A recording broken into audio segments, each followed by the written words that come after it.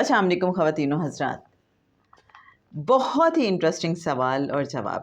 اگر کسی ولی اللہ کے پاس اختیار ہو کہ وہ محض دوسروں پر ایک نظر ڈال کر انہیں ولایت کے مقام پر پہنچا سکتا ہے اور ان کی قلبی کیفیات کو تبدیل کر سکتا ہے، تو مخلوق خدا کی محبت اسے تقاضا کرتی ہے کہ وہ اپنے پاس آنے والوں کو ایک نگاہ سے ولی اللہ کر دیں، ان کے قلوب کو تبدیل کر دیں۔ آئیے دیکھتے ہیں کہ مرشد کامل روحانی اسکالر جناب سید سرفراز شاہ صاحب اپنی کتاب نوائے فقیر کے پیج 91 پر اس حوالے سے کیا فرماتے ہیں۔ بھائی، اس میں ایک بنیادی نکتہ ہے۔ اگر کسی ولی اللہ کے پاس یہ اختیار ہو کہ وہ ایک نظر ڈال کر قلب کو بدل ڈالے، تو وہ سب سے پہلے اپنے قلب پر نظر ڈال کر اسے تبدیل کرے گا۔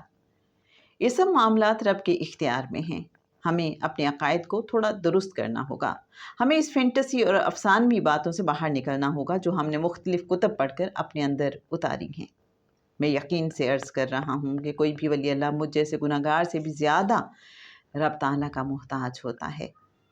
گناہ گار تو اپنی لا علمی میں بعض اوقات کچھ ایسی بات کہہ دیتا ہے جو زیادہ مناسب نہیں ہوتی، اور رب بھی اسے ٹال دیتا ہے کیونکہ وہ جانتا ہے کہ یہ گناہ گار ہے، لا علمی میں ایسا کہہ رہا ہے۔ لیکن ولی اللہ چونکہ صاحب علم بھی ہوتا ہے، زیادہ نہیں تو بھی کچھ نہ کچھ رب کی عظمت کی ایک ہلکی سی جھلک جانتا ہے، اس لیے وہ رب کے حضور بہت محتاط ہو کر درخواست کرتا ہے۔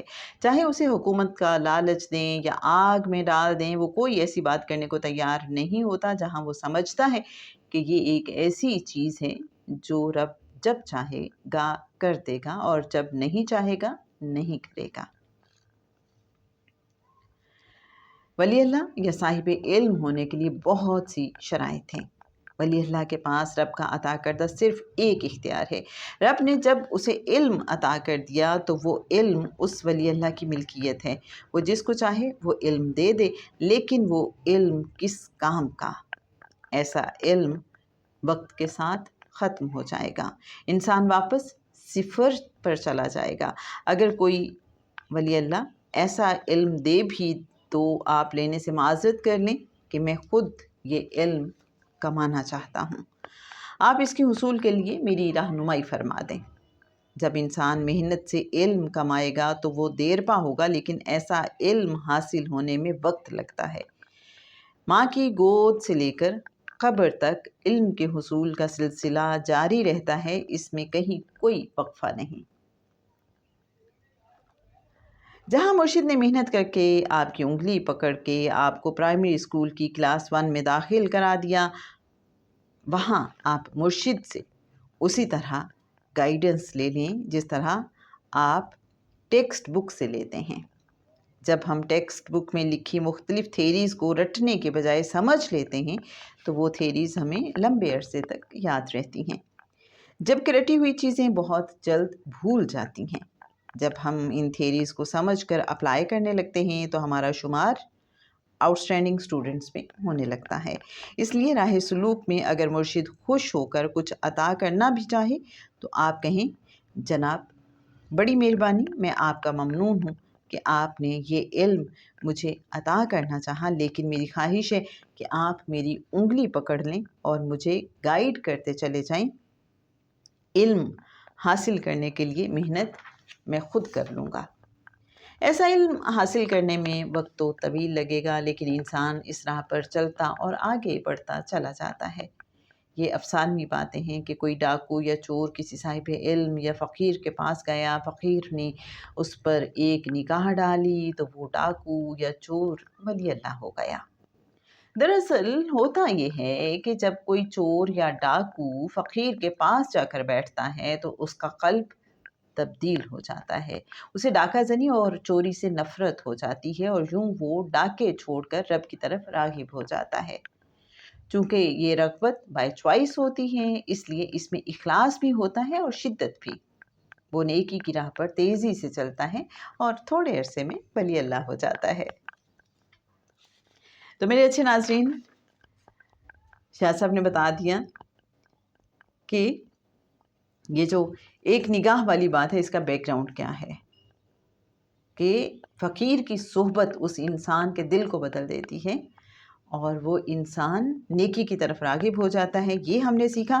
دوسرا شاہ صاحب نے فرمایا کہ جو ڈیزائن آف نیچر ہے، بعض اوقات ولی اللہ جو کہ اللہ کی عظمت کی ایک چھوٹی سی جھلک تو دیکھ ہی چکا ہوتا ہے، تو اس لیے جہاں وہ یہ سمجھتا ہے کہ یہ ایک ایسا معاملہ ہے جو رب جب چاہے گا کر دے گا اور جب نہیں چاہے گا نہیں کرے گا، تو پھر خاموش رہتا ہے ولی اللہ. وہ اللہ کے حضور بہت محتاط ہو کے کوئی بھی درخواست کرتا ہے.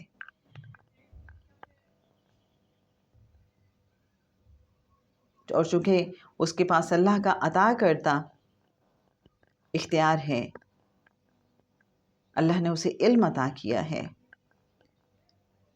اور ولی اللہ جانتا ہے کہ اللہ جب چاہے مجھ سے یہ علم واپس بھی لے سکتا ہے.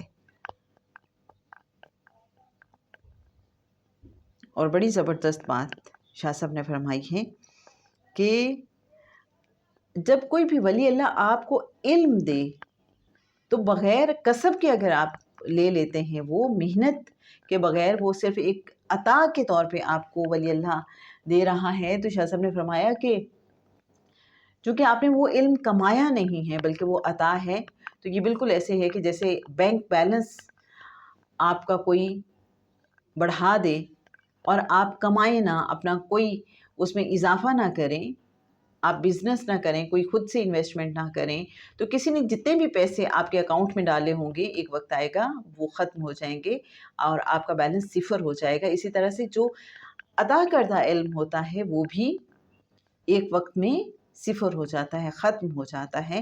لیکن جو علم کمایا جاتا ہے، محنت کر کے حاصل کیا جاتا ہے، تو وہ علم وقت کے ساتھ ساتھ بڑھتا چلا جاتا ہے. اور شاہ صاحب نے پھر ہمیں اس حوالے سے گائیڈ فرمایا ہے کہ اگر کوئی ولی اللہ آپ کو علم عطا کرنا چاہیں تو آپ نے کہیں کہ آپ میری انگلی پکڑ لیجئے، مجھے گائیڈ کرتے چلے جائیے، اور علم حاصل کرنے کے لیے محنت میں خود کر لوں گا.